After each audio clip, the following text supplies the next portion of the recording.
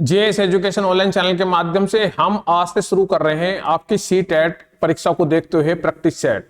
इस practice set को लगाने से आपका फायदा क्या होगा, आप कितने पानी में हैं आपको पता चल जाएगा। ये सीडीपी से संबंधित प्रैक्टिस सेट होने वाला है जो पेपर नंबर 1 और पेपर नंबर 2 पर आधारित होगा। और यहां से आपको पता चलेगा कि आप कितने पानी में हैं, यानी कि आपको कितना आता है और कितना नहीं आता है। प्रैक्टिस जरूरी होती है किसी भी एग्जाम में जाने से पहले। तो प्रश्न नंबर 1 यहां पर देखते हैं, वंचित वर्ग से आने वाले छात्रों के समावेशन के लिए। वंचित वर्ग क्या होते हैं? वंचित वर्ग वो होते हैं जो समाज में किसी एक कोने पर अलग थलग पड़े रहते हैं, यानी कि जिन्हें जो मिलना चाहिए था, जो जिस लायक था वो नहीं मिला है किसी कारणवश, चाहे वो समाज की कुरीति हो, कोई भी समाज के अन्य कारण हो, किसी भी कारण से वो वंचित रह गए हैं तो उसे वंचित वर्ग बोला जाता है। तो उनके समावेशन के लिए हमें क्या जरूरी है? इन 4 पॉइंटों में से कोई सा एक पॉइंट सही होगा। तो पहला पॉइंट देखते हैं, विविध परंपराओं के प्रति जागरूकता एवं संवेदनशीलता को बढ़ावा देना। यानी कि जो विविध परंपराएं हैं हमारे देश के अंदर, तो उनके सब परंपराओं के प्रति जागरूक बनाना, उनके बारे में जानकारी देना प्रत्येक बच्चे को, और उनके प्रति संवेदनशीलता बढ़ाना बच्चों के अंदर। तो ये क्या होगा? समावेशन को विकसित करने में लाभकारी होगा। तो ये यहाँ पर पॉजिटिव बात है समावेशन कक्षा के लिए। अगला पॉइंट भी देख लेते हैं, पहचान आधारित रूढ़िवादियों को प्रमाणित करना और उन्हें प्रोत्साहित करना। यानी कि पहले तो पहचान करो कि कौन से समाज का व्यक्ति है, उसके अंदर कौन सी रूढ़ियों को जो है वो फॉलो करता है, कौन से नियमों को फॉलो करता है, और उन्हें उसके अनुसार प्रमाणित करने के बाद जो है उन्हें प्रोत्साहित करो। तो किसी भी चीज को कैटेगरी में बांटना या उन्हें समूह में बांटना या उन्हें किसी जाति विशेष के आधार पर या किसी विशेष रूढ़ि के आधार पर किसी को ना तो हमें प्रमाणित करना है और ना ही हमें अप्रमाणित करना है और ना ही उसे प्रोत्साहित करना है। यानी कि हमें समावेशी शिक्षा में सबको साथ लेकर चलना है। तो ये बात गलत है। ऑप्शन नंबर 3 देखेंगे यहां पर, सामाजिक संबद्धता के आधार पर कक्षा में अलगाव करना। यानी कि जो समाज है तो कौन से समाज से कौन बच्चा संबंध रखता है, उस सामाजिक संबद्धता के आधार पर बच्चों को अलगाव करना, उन्हें अलग अलग कर देना कक्षा के अंदर। तो ये चीज भी समावेशी शिक्षा के अंतर्गत नहीं आती। समावेशी शिक्षा में समाज के हर वर्ग के बच्चे को, हर समाज के बच्चे को एक साथ पढ़ाना है, ये समावेशी शिक्षा कहती है। और कक्षा में छात्रों का समान क्षमता वाले समूह में विभाजित कर देना, नहीं जिनके अंदर समान क्षमता है कक्षा के अंदर, जो आपके छात्र हैं उनके अंदर जो एक सी क्षमता वाले, अच्छी क्षमता वाले बच्चों को अलग कर दो, निम्न क्षमता वाले बच्चों को अलग कर दो। तो इस प्रकार के समूह बनाना भी जो है समावेशी शिक्षा के अंतर्गत नहीं आता। समावेशी शिक्षा में चाहे वो उच्च बुद्धि लब्धि का हो, चाहे वो कम बुद्धि लब्धि का हो, चाहे अच्छी क्षमता वाला हो या कम क्षमता वाला हो, उनके ग्रुप नहीं बनाने हैं, उन सबको एक साथ पढ़ाना है। तो यहां पर केवल एक ऑप्शन सपोर्ट करता है समावेशी शिक्षा के लिए, ऑप्शन नंबर ए यहां पर सही होगा। अगले क्वेश्चन को देखते हैं कि आप इसके कर पाएंगे नहीं कर पाएंगे। आप टेस्ट करते हैं, मैं कक्षा 5 का शिक्षक अपने कक्षा के बच्चों के लिए अधिगम के रचनात्मक यहां पर ध्यान देंगे, रचनात्मक दृष्टिकोण का पालन करते हुए इस रणनीति का पालन करते समय मैं निम्नलिखित बिंदुओं में से ध्यान दूंगा। यानी कि कोई कक्षा 5 के शिक्षक हैं, या मान लो मैं कक्षा 5 का शिक्षक हूं या आप कक्षा 5 के शिक्षक हैं, और आप रचनात्मक अधिगम का जो है दृष्टिकोण लेकर चलेंगे, जो जीन प्याजे बताते हैं कि रचनात्मक जो शिक्षण है, तो उसके अंतर्गत किन बिंदुओं का ध्यान देना है। तो रचनात्मक शिक्षण में कौन सा बिंदु काम का होता है वो देखते हैं। ये देखेंगे यहां पर, अधिगम शिक्षक के सीधे अनुदेशन के माध्यम से हो, यानी कि केवल शिक्षक ने आदेश दे दिया, निर्देश दे दिया, और वो अधिगम यानी सिखाने में जो है शिक्षक की भूमिका हो, और अनुदेशन दिशा निर्देश दे रहा है, बच्चे को सिखा रहा है। तो रचनात्मक शिक्षा में जो है बच्चा एक्टिव होता है, ना कि शिक्षक जो है बच्चे के लिए सिर्फ फैसिलिटी का काम करता है, उसका मार्गदर्शन करता है। वहां पर बच्चा सक्रिय होता है रचनात्मक शिक्षा में, और बच्चा ही को ही जो है सर्वोपरि माना जाता है। तो निर्देशों द्वारा, शिक्षक के निर्देशों द्वारा जो शिक्षा दी जाती है 90 से 10 से पहले, वो शिक्षा नहीं चलती रचनात्मक शिक्षा में। तो ऑप्शन नंबर यहां पर एक गलत हो गया आपका। अब बी देखते हैं, छात्र अपने अनुभवों और अंतःक्रियाओं के माध्यम से ज्ञान का निर्माण करता है। यही जीन प्याजे कहते हैं, बच्चा अपने अनुभवों द्वारा और उन अनुभवों से अंतःक्रिया करके आपस में अंतःक्रिया करे, जो ही परिस्थिति है उसके द्वारा अपने ज्ञान का स्वयं निर्माण करता। तो ये बात जीन प्याजे भी कहते हैं। तो ये जो है रचनात्मक शिक्षा का जो है यहां पर समर्थन करता है बिंदु। इसके बाद याद रखना ज्ञान को बनाए रखने का प्राथमिक तरीका है, यानी किसी बच्चों को चीज रटा दें तो ये भी जो है रचनात्मक शिक्षा का कोई जो है बिंदु नहीं है और बुद्धिमत्ता स्थिर होती है और इसे आगे विकसित नहीं किया जा सकता, तो ये बात भी यहाँ पर गलत है।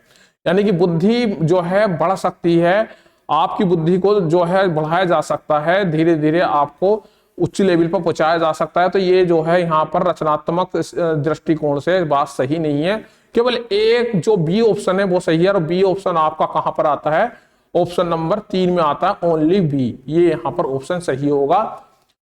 अब देखते हैं अगला क्वेश्चन। अगले क्वेश्चन पे देखते हैं आप इसे कर पाते हैं नहीं कर पाते। देखिए क्वेश्चन पढ़िए, कक्षा में अधिगम के रूप में आकलन की निम्नलिखित में से कौन सी सीमा है?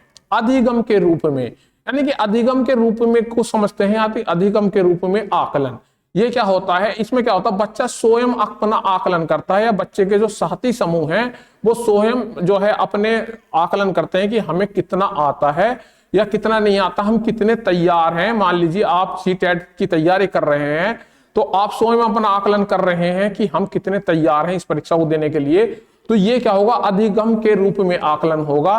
तो इससे यहां पर कौन सा बिंदु यहां पर जो है आता है, सीमा में आता है, ये देखेंगे। यह छात्रों को आत्मचिंतन में संलग्न होने की अनुमति नहीं देता, जबकि अधिगम के रूप में आकलन में क्या होता है, बच्चा स्वयं आत्मचिंतन करके ये देखता है कि हम कितने तैयार हैं कितने नहीं है, हमने कितना सीखा कितना नहीं सीखा। तो यहां तो आत्मचिंतन होता है, इन्होंने कर दिया नहीं होता, तो ये जो बात यहां पर गलत हो गई। यह शिक्षक केंद्रित होता है और छात्र स्वच्छता को हतोत्साहित करता है, ये बात भी यहां पर गलत। शिक्षक केंद्रित नहीं होता, छात्र केंद्रित होता है, और छात्र स्वतंत्र होता है और छात्र अपने आप स्वयं जो है इसमें अपना जो है आकलन करता है। अब देखते हैं तीसरा, यह उन छात्रों के लिए चुनौतीपूर्ण होता है जिनमें आत्मनियमन कौशल की कमी होती है। आत्मनियमन कौशल क्या होता है, यानी कि स्वयं का आकलन करने की जिनमें क्षमता नहीं होती, आत्मचिंतन करने की क्षमता नहीं होती, जिनमें जो है अपने बनाए गए नियमों पर ही जो है वो अपना काम नहीं कर पाते, यानी कि उनके अंदर इस कौशल की कमी होती है कि वो अपने आप को परख सके, जांच सके। तो ऐसे बच्चों के लिए जो है ये आकलन जो है चुनौतीपूर्ण कार्य करता है। तो ये बात यहां पर बिल्कुल सही है, तो ऑप्शन नंबर 3 यहां पर सही होगा। 4 क्यों गलत होगा, क्योंकि यहाँ संकलनात्मक आकलन की बात की है, यानी समेटिव असीवमेंट जो वर्ष के अंत में या 6 महीने के बाद करा जाता है, तो ये भी जो है इस आकलन के अंतर्गत नहीं आता। अगला क्वेश्चन देखेंगे, यहाँ क्वेश्चन नंबर अगला देखते हैं। रवि एक शिक्षक है जो अक्सर प्रश्नोत्तरी आयोजित करते हैं। ये प्रश्नोत्तरी का मतलब होता है क्वेश्चन आंसर पूछते हैं बच्चों से पढ़ाने के दौरान या पढ़ाई के समय पे वो क्वेश्चन आंसर पूछते हैं। छात्रों को अपने काम का आत्म आकलन करने के लिए प्रोत्साहित करते हैं और उनकी अधिगम की प्रक्रिया को निर्देशित करने के लिए रचनात्मक प्रतिपुष्टि प्रदान करते हैं। वह अपनी शिक्षण रणनीतियों को संशोधित करने के लिए इन आकलनों का उपयोग करते हैं। यानी कि रवि एक शिक्षक जो कक्षा के अंदर बच्चों को पढ़ाते समय या कोई भी टॉपिक समझाते समय या जो भी चीज पढ़ा रहे हैं, सिखा रहे हैं, अधिगम करवा रहे हैं, तो उसमें क्या है, प्रश्नोत्तर पूछते रहते हैं। उन प्रश्नोत्तरों से उन्हें यह अनुमान लग जाता है कि बच्चा कितना सीख रहा है या नहीं सीख रहा है। यदि बच्चा नहीं सीख रहा है तो यहां तक क्या प्रक्रिया हुई कि बच्चे बीच बीच में प्रश्न पूछे, जितना पढ़ा है, कितना सीखा कितना नहीं सीखा, तो ये हो गया रचनात्मक आकलन। उसके बाद क्या हुआ कि बच्चे ने सीखा नहीं सीखा, यानी कि नहीं सीख रहा है, तो वो अपनी शिक्षण रणनीतियों में या अपनी शिक्षण विधियों में या अपने पढ़ाने के तरीके में वो जो है बदलाव कर लेते हैं, संशोधन कर लेते हैं। तो रवि मुख्य रूप से किस प्रकार के आकलन का उपयोग कर रहे हैं, प्रश्न ये है। तो यहाँ पर क्वेश्चन नंबर जो प्रश्न का जो ऑप्शन नंबर 1 है, अधिगम का आकलन। अधिगम का आकलन नहीं होगा। अधिगम का आकलन आपका परीक्षा में होता है, जब आपकी छमाही या सालाना या तिमाही परीक्षा होती है। आपने 2-3 महीने पढ़ा दिया, उसके बाद परीक्षा हो गई और उन परीक्षाओं का जो है जो रिजल्ट आ गया वो क्या हो गया, अधिगम के लिए आकलन हो गया। नहीं, जो आप पूरा पढ़ रहे हैं सीटेट के बाद आपका रिजल्ट आ गया तो वो अधिगम के लिए आकलन हो गया। अधिगम के लिए आकलन, अधिगम के लिए आकलन क्या होगा, अब यहां पर देखिए अधिगम के लिए आकलन ही जो है रवि सर कर रहे हैं। यहां पर जो अधिगम करवाना चाहते हैं, जो चीज सिखाना चाहते हैं, तो उसके लिए ही वो आकलन कर रहे हैं। उसके लिए ही वे जो है बीच बीच में जो है प्रश्न उत्तर पूछते हैं, उसका आकलन करते हैं कि मैंने कितना सिखा दिया। तो ये अधिगम के लिए आकलन यहां पर हो रहा है। तो ऑप्शन नंबर यहां पर जो है आपका 2 सही होगा। अधिगम के रूप में आकलन ये बच्चा स्वयं करता है, यानी मैं कितना सीख रहा हूं कितना नहीं सीख रहा। और संकलनात्मक आकलन जो परीक्षा वर्ष के आखिर में जो आपका रिजल्ट आता है उसमें इसमें देखा जाता है कि बच्चे ने क्या सीखा, पूरा जो हमने सिखाया अब तक। तो यहाँ ऑप्शन नंबर 2 सही होगा, अधिगम के लिए आकलन। ये जो है इसका ऑप्शन नंबर 2 यहां पर सही होगा। अगला क्वेश्चन देखते हैं। एक विद्यालय में 4 शिक्षक हैं, वे सभी दावा करते हैं कि उनकी कक्षा में समावेशी शिक्षा की व्यवस्था है। यानी कि चारों शिक्षाएं, चारों शिक्षक जो कह रहे हैं मेरी कक्षा समावेशी शिक्षा की व्यवस्था के आधार पर चलाए जाते हैं। समावेशी शिक्षा होती क्या है?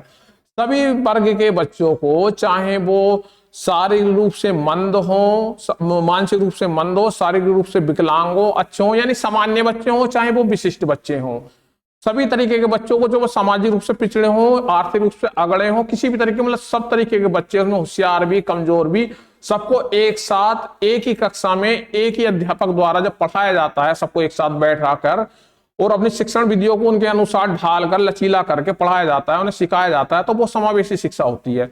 अब देखिए इन चारों शिक्षकों में से उनकी कक्षाएं चारों देख लें। शिक्षक एक कहता है वह सभी छात्रों के लिए एक ही शिक्षण पद्धति का उपयोग करता है, तो एक ही शिक्षण पद्धति का उपयोग करेगा तो क्या होगा कि बच्चा जो है, कुछ होशियार बच्चे हैं, कुछ कमजोर बच्चे हैं, तो कोई बच्चा जल्दी सीख रहा है एक शिक्षण पद्धति से और कोई बच्चा नहीं सीख पा रहा, तो उस ऐसे में क्या करना पड़ता है, शिक्षण पद्धतियों में अपने बदलाव भी करना पड़ता है समावेशी शिक्षा में।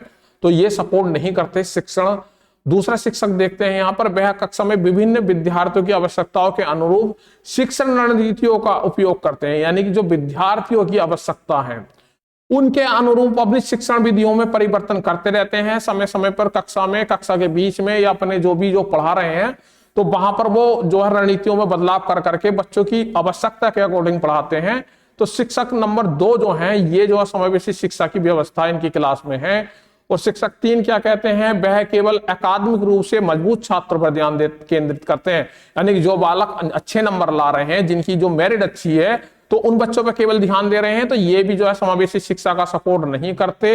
और शिक्षक नंबर 4 क्या है, वह दिव्यांग छात्रों के लिए अतिरिक्त जिम्मेदारी से बचते हैं, यानी जो दिव्यांग बच्चे हैं तो उनकी अतिरिक्त जिम्मेदारी नहीं लेते, उनसे बचते हैं, तो ये भी जो है समावेशी शिक्षक का जो है गुण नहीं है, समावेशी शिक्षा का जो है ये भी एक व्यवस्था नहीं है। तो केवल यहाँ पर शिक्षक नंबर 2 और जो ऑप्शन नंबर 2 में आपके यहाँ पर सही होंगे। अगला क्वेश्चन देखते हैं। यहाँ पर क्वेश्चन नंबर आपका जो भी आएगा अगला वो देखते हैं। देखिए बहुत महत्वपूर्ण क्वेश्चन है, समावेशी से संबंधित है। समावेशी शिक्षा के बारे में निम्नलिखित में से कौन सा कथन सही नहीं है, इस पर विशेष ध्यान देंगे, यानी समावेशी शिक्षा से संबंधित नहीं है कथन। तो पहला कथन पढ़ते हैं, समावेशी शिक्षा का अर्थ ऐसे तरीकों से शिक्षण जो अलगाव न करे। तो ये बात तो सही है, जो मतलब कि किसी बच्चे के अंदर अलगाव ना करे, यानी कि किसी को ऊपर नीचे न देखे, ऐसे जो शिक्षण विधियां हैं तो उस चीज से ये जो है समावेशी शिक्षा सपोर्ट करती है, सब में समानता लाए, यानी कि अलगाव ना करे। तो ये बात सही हो गई, हमें नहीं ढूंढना है। ऑप्शन नंबर 2 देखेंगे, समावेशी शिक्षण का अर्थ है उस शिक्षा शास्त्र को अपनाना जो सभी शिक्षार्थियों की आवश्यकता का समर्थन करते हैं, यानी जो सभी शिक्षार्थियों की जितने भी क्लास के अंदर, चाहे वो उच्च बुद्धि लब्धि हो या निम्न बुद्धि लब्धि के विद्यार्थी हो, उन सभी का जो है समर्थन करती है। तो ऐसी शिक्षा व्यवस्था भी समावेशी शिक्षा होती है, तो ये भी समावेशी शिक्षा को सपोर्ट कर रहा है कथन। तीसरा कथन देखते हैं, एक समावेशी कक्षा भाषा शैलियों में अंतर को समायोजित करती है और सहयोग को बढ़ावा देती है, यानी कि विभिन्न प्रकार के भाषा बोलने वाले बच्चे हैं और विभिन्न क्षेत्रों के भाषा शैली, भाषा को क्षेत्रों से बच्चे आए हैं, उन सबको समायोजित करते हुए कक्षा में उन सबका सहयोग को बढ़ावा देती है। तो ये भी समायोजन का गुण है, समायोजित शिक्षा का गुण है। चौथा पॉइंट देखते हैं, एक समावेशी कक्षा निश्चित पाठ्यक्रम और मानक मूल्यों पर ही केंद्रित होती है, यानी कि निश्चित पाठ्यक्रम नहीं होगा समावेशी शिक्षा का, निश्चित पाठ्यक्रम नहीं होता, इसमें उतार चढ़ाव कर दिया जाता है। और ना ही निश्चित जो मानक पहले से सेट नहीं किए जाते कि जो है बच्चों को इतने ही नंबर लाने हैं, ऐसा करना है, उसकी जो है कोई भी निश्चित नहीं होता। बच्चों की आवश्यकताओं को देखते हुए पाठ्यचर्या में भी बदलाव किए जाते हैं, उनके मानक मूल्यांकन में भी बदलाव किया जाता है। तो यही चीज जो है समावेशी शिक्षा को सपोर्ट नहीं करती और हमें नहीं ढूंढना था, तो यहाँ पर जो है ऑप्शन नंबर 4 जो है सही होगा। अगला क्वेश्चन देखते हैं, एक शिक्षक छात्रों में संज्ञानात्मक कोग्निटिव जो आपका यहां पर जो बात कर रहे हैं, संज्ञानात्मक की बात चल रही है, तो यहां संज्ञानात्मक टेक्निकल इशू दोबारा देख लेते हैं। एक शिक्षक छात्रों में संज्ञानात्मक विकास को बढ़ावा देना चाहता है, इसे प्राप्त करने के लिए उसे निम्नलिखित में से क्या करना चाहिए। यानी कि संज्ञानात्मक क्या होता है? संज्ञानात्मक का मतलब होता है आपके संज्ञान से, दिमाग से, जो जीन पियाजे कहते हैं। यानी कि जो दिमागी प्रक्रियाएं हैं, चिंतन, सोचना, समस्या का समाधान करना, आलोचना करना, समालोचना करना, तर्क वितर्क करना, ये सब चीजें क्या है? संज्ञान का काम है। तो इस ये कौन से पॉइंट में आती है? सख्त कक्षा वातावरण प्रदान करना, यानी कक्षा का वातावरण सख्त कर दो, ये संज्ञानात्मक चीज को बढ़ावा नहीं देगा। जब बच्चे को बोलने ही नहीं दोगे तो उस बच्चे का क्या संज्ञानात्मक विकास होगा? रटने को प्रोत्साहित करना, बच्चे को रटाने से, कोई चीज सिखाने से जो है उसका संज्ञानात्मक विकास नहीं होता।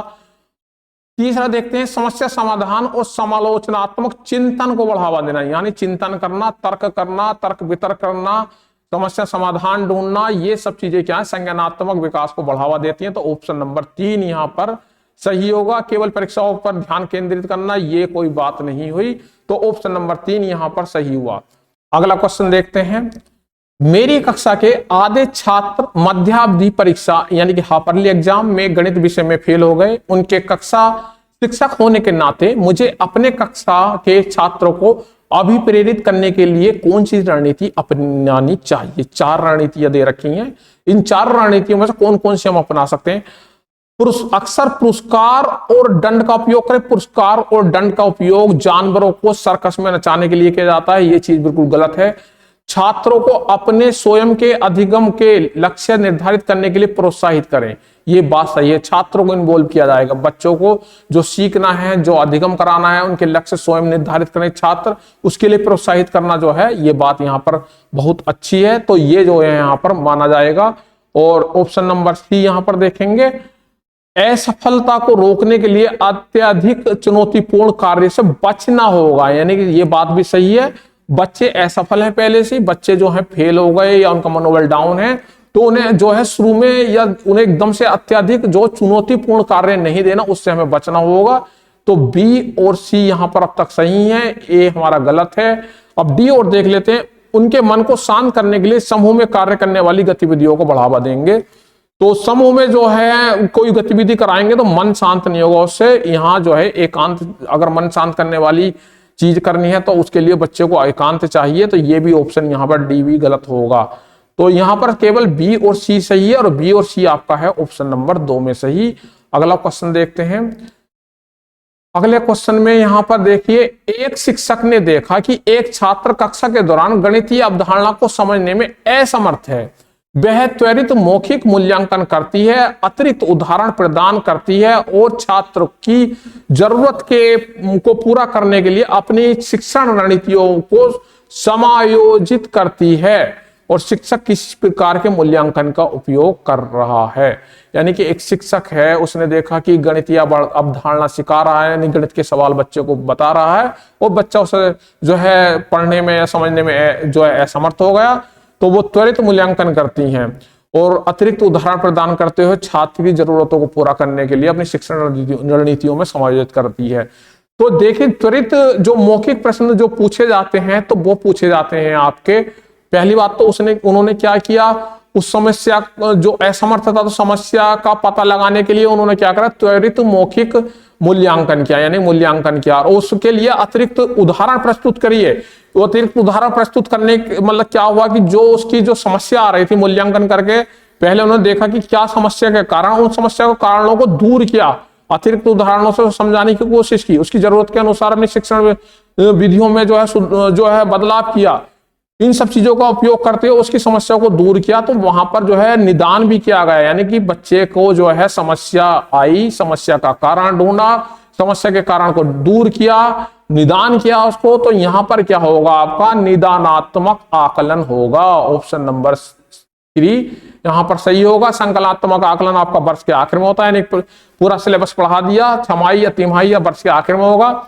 अधिगम के लिए आकलन जो होगा वो आपका बीच बीच में होगा। अधिगम का आज के साथ साथ यहाँ अधिगम के लिए आकलन तो हुआ, यानी कि यहाँ पर बच्चे का वो आकलन भी हुआ कि बच्चे में क्या कमी आ रही, लेकिन उसके साथ साथ उसका निदान भी किया, तो इसलिए यहाँ पर निदानात्मक आकलन होगा। अधिगम का आकलन ये भी वर्ष के आखिर में या जो सिलेबस खत्म हो गया उसके आखिर में होता है किसी भी परीक्षा के रूप में। अगला यहां पर देखते हैं क्वेश्चन, एक शिक्षक छात्रों को उनके प्रदर्शन के आधार पर ग्रेड देने के लिए अंतिम अवधि यानी टर्म एंड की परीक्षा का उपयोग करता है वह कोई प्रतिपुष्टि नहीं देती या अपने शिक्षण रणनीतियों को बेहतर बनाने के लिए परिणामों का उपयोग नहीं करती। यह किस प्रकार का मूल्यांकन है? तो यह है आपका, देखिए इसमें क्या होता है कि बच्चे को पढ़ा दिया, उसके जो अवधि का जो अंतिम अवधि है उसके बाद जो है परीक्षा का उपयोग किया और उसे कोई प्रतिपुष्टि नहीं दी, उसका रिजल्ट घोषित कर दिया। तो ये अधिगम के लिए आकलन तो है नहीं, क्योंकि बीच में परीक्षा नहीं हो रही। निदानात्मक, इसमें कोई जो है बच्चे की कोई समस्या नहीं देखी जा रही कि ना बच्चे का कोई जो है निदान किया जाए, तो निदानात्मक आकलन भी नहीं हुआ। ये अधिगम का आकलन हुआ केवल, यानी जो सिखाया उसका पेपर ले लिया कि इसने सीखा या नहीं सीखा, और किसी चीज से कोई मतलब नहीं, ना उसमें कोई सुधार करा उन्होंने, अपनी ना रणनीति बदली, ना कोई उसमें कोई नया सुधार लाए, बच्चे से आया नहीं आया इससे उन्हें कोई मतलब नहीं, उन्होंने सीधे परीक्षा लेकर उसका रिजल्ट देख लिया। तो यह हुआ आपका अधिगम का आकलन। रचनात्मक आकलन क्या होता है? बच्चे को जो पढ़ा रहे हैं बीच बीच में जो है उसे प्रश्नोत्तर पूछकर उसकी समस्याओं को दूर करके उसके अकॉर्डिंग जो है अपनी रणनीतियों में बदलाव करते हुए आगे पढ़ाया जाए, यानी पहले बच्चे को बीच बीच में चेक करते रहते हैं, तो वो रचनात्मक आकलन होता है। तो ये भी यहां पर नहीं होगा, ऑप्शन नंबर सी ही, यानी कि ऑप्शन नंबर 3 आपका यहां पर सही होगा। अगला क्वेश्चन देखते हैं। मैं मनोविज्ञान का छात्र हूं और अधिगम के विषय के बारे में अध्ययन कर रहा था। मैंने एक कागज का टुकड़ा पर कुछ बिंदु लिखे, निम्नलिखित में से कौन सा बिंदु अधिगम के बारे में सही है? तो यहां पर देखते हैं, देखिए सबसे पहला बिंदु देखते हैं, अधिगम शिक्षार्थी के पूर्व ज्ञान पर निर्भर होता है। ये बात सही है, बच्चे को जो पूर्व ज्ञान है उसके आधार पर ही बच्चे को हम आगे सिखाते हैं। एज ए मनोविज्ञान के जो मनोवैज्ञानिक जो पढ़े हुए टीचर होते हैं वो चीज को जानते हैं।